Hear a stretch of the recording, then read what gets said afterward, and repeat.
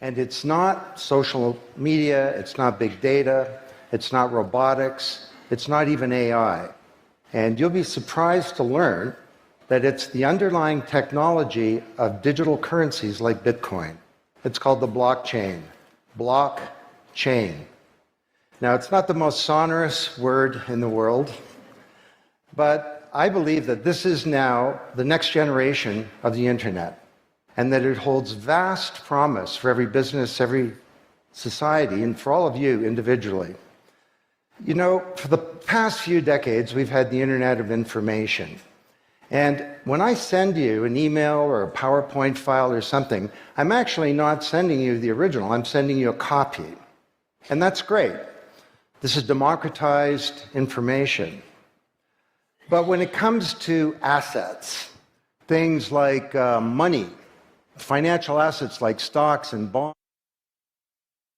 bonds, loyalty points, intellectual property, music, art, a vote, carbon credit, and other assets, sending you a copy is a really bad idea. If I send you $100, it's really important that I don't still have the money and that I can't send it to you. So this has been called the double spend problem by cryptographers for a long time. So today, we rely entirely on big intermediaries, middlemen like banks, government, big social media companies, credit card companies, and so on, to establish trust in our economy. And these intermediaries perform all the business and transaction logic of every kind of commerce, from authentication, identification of people, through to clearing, settling, and record keeping. And overall, they do a pretty good job, but there are growing problems. To begin, they're centralized. That means that they can be hacked, and increasingly are.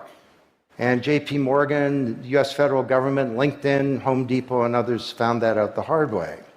They exclude billions of people from the global economy. For example, people who don't have enough money to have a bank account.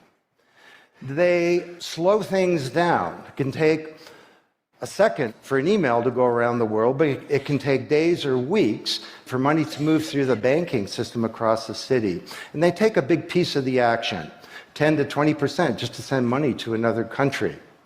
They capture our data, and that means that we can't monetize it or use it to better manage our lives.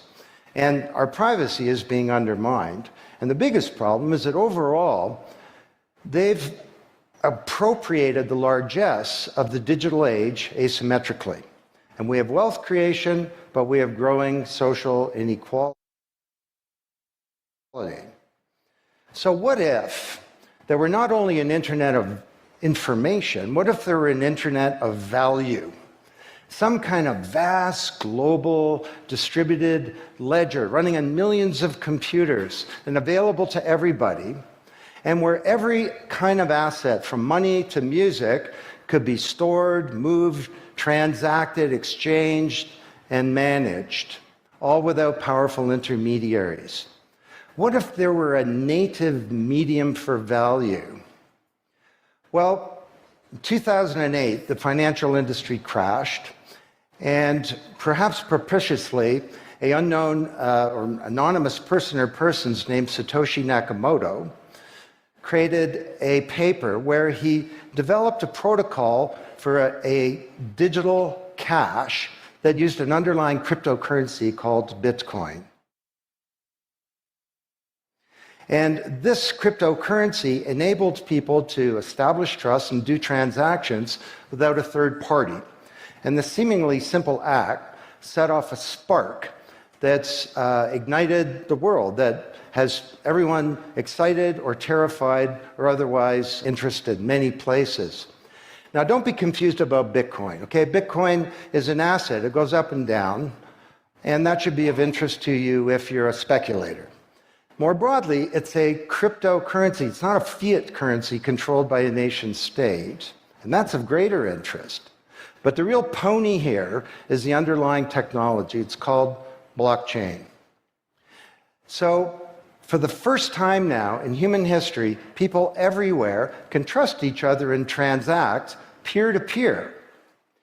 And trust is established not by some big institution, but by